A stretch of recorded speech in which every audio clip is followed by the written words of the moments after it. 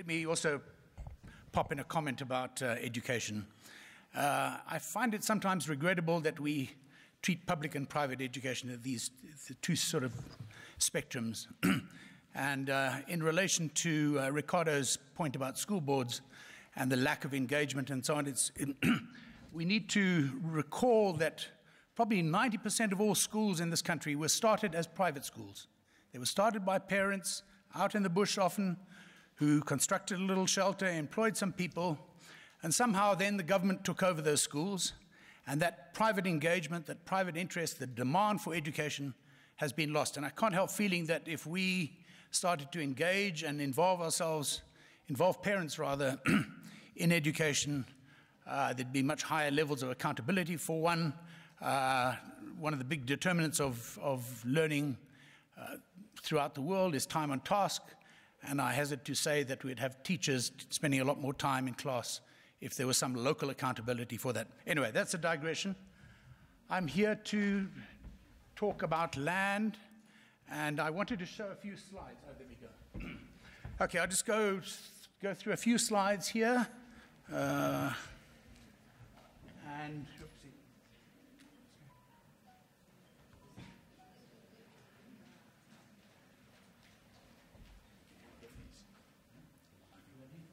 Can you hear me? Yes. Oh, not. Oh, okay. Oh, that's great. Sure. Thank you. Cool. Okay. I'll stand here for much of the time anyway. So just a couple of pictures to put some... Okay. So just a map of Namibia, as you can clearly see. And just to point out that, broadly speaking, in Namibia, we have three sort of tenure systems. The white areas are that's freehold land, large commercial farms, so-called commercial farms. And then we have the yellow areas, which are communal, so-called communal land. And then the blue dots and bits and pieces scattered around the country are urban areas. So these are the three major tenure systems that we have in the country. If you look at the little table down the bottom there, something like 37% of all Namibian families or homes or households are in communal areas. About 27% are in urban informal areas.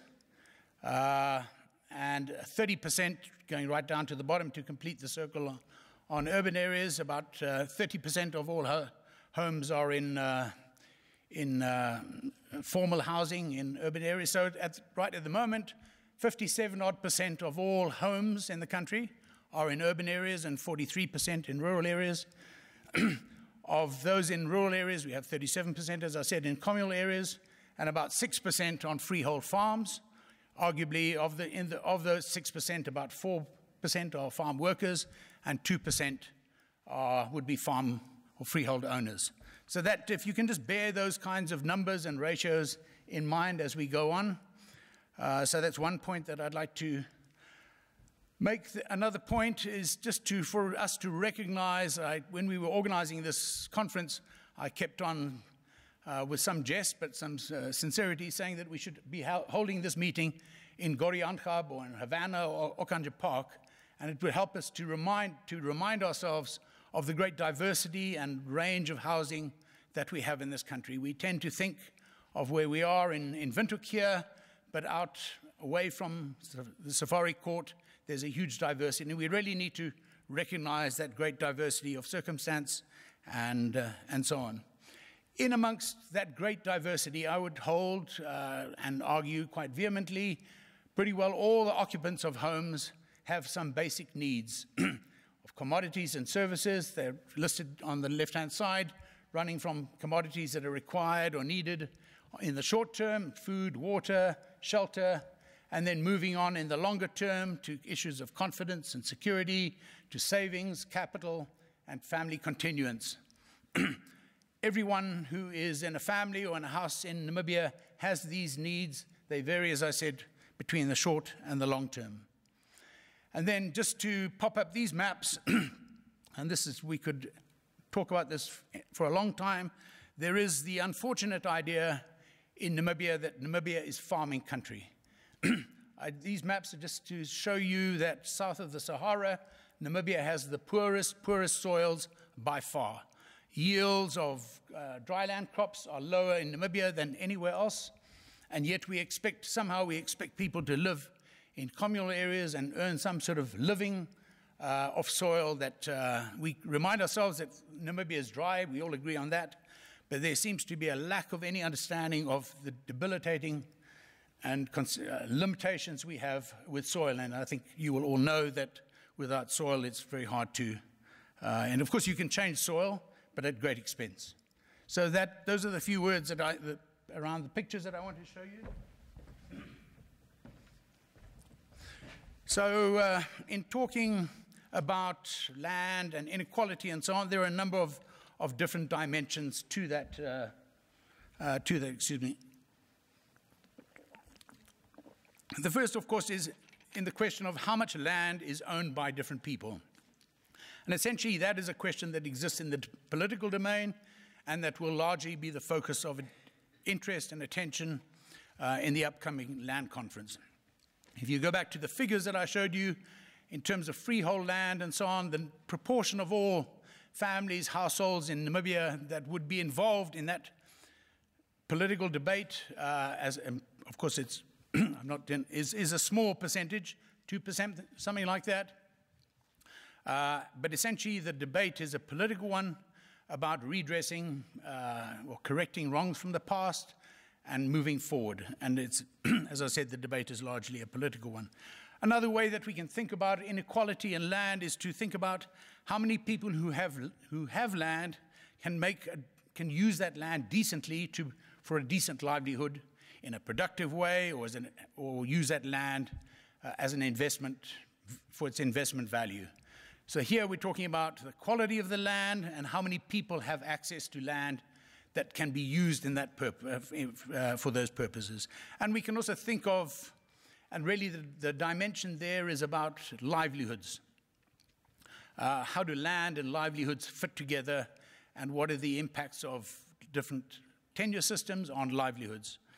And then we can think about the use of land along economic dimensions for the country as a whole, in terms of how much land is used economically in a productive way, and how much of our land is used as capital, essentially as the Bank of Namibia's governor put it a few years ago, dead capital. But these are dimensions. Are we using land for capital, or are we using it for production? And there are dimensions, as I said, to the inequality debate here. My presentation is going to run through three sort of components. Firstly, I want to look at some basic socioeconomics of land in Namibia. Secondly, I'd like to talk a little bit about constraints on rural land, communal land, and informal land, and the people who live there, in terms of how they can use that land, mainly for purposes, and let me just say at the outset here, the main focus of my presentation is the relationship between land and livelihoods, less so on politics and on economics in a broader sense. And then I'd like to finally talk about some considerations for the future. So there are a couple of realities that we really need to engage with and get it, some of these things we don't kind of care to admit or to discuss. The first is that Namibians are moving very much from a sort of subsistence society or economy into one based very much on money. Everyone sitting around here is essentially moneyed to some degree or another, but we kind of gloss that over. There is a perception that you see it in many government documents, policy documents. Namibians are essentially subsistence farmers. I mean, that's just no longer, that might have been true 50 years ago, but it's no longer true. So we're moving into a society where money is of critical importance. Along with that move are huge numbers of people moving from rural areas into urban areas. And I'll give you some numbers later on to substantiate that point.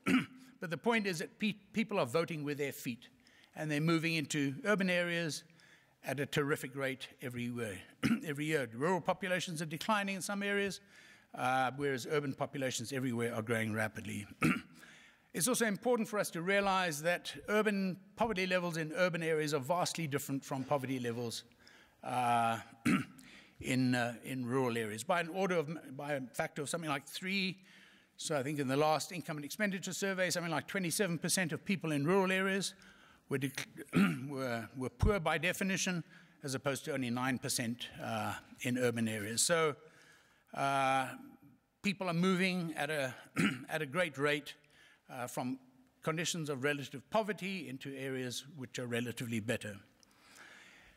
As I mentioned earlier, we have in rural areas, in many communal areas, severe constraints. There might be a lot of rain in the northern areas of the country, but there are severe problems of soil. So most rural areas, communal areas, are dominated or are characterized rather by families having small pieces of land, a few hectares generally, and those few hectares essentially dominated by very poor soil. And yet again, somehow we expect people to make a living there. As a result of a long history of evolution, if you like, of farming systems and so on, crop farming, dryland crop farming in the northern areas where crop farming is possible, is a very prudent process. We all think that farmers, Jamie White was talking about this earlier, farmers seek to maximize profits, to maximize production.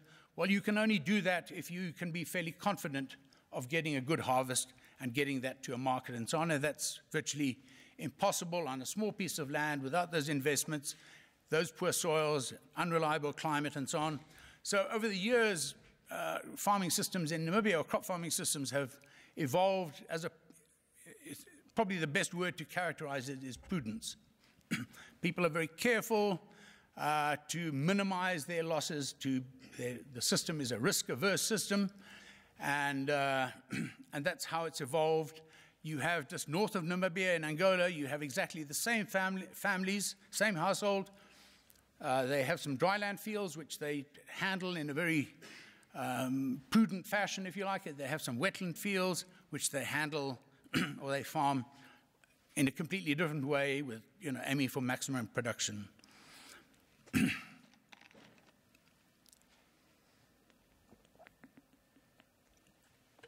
Because of these kinds of conditions, virtually all money, cash I'm talking about, that comes to people in communal areas comes from off-farm sources.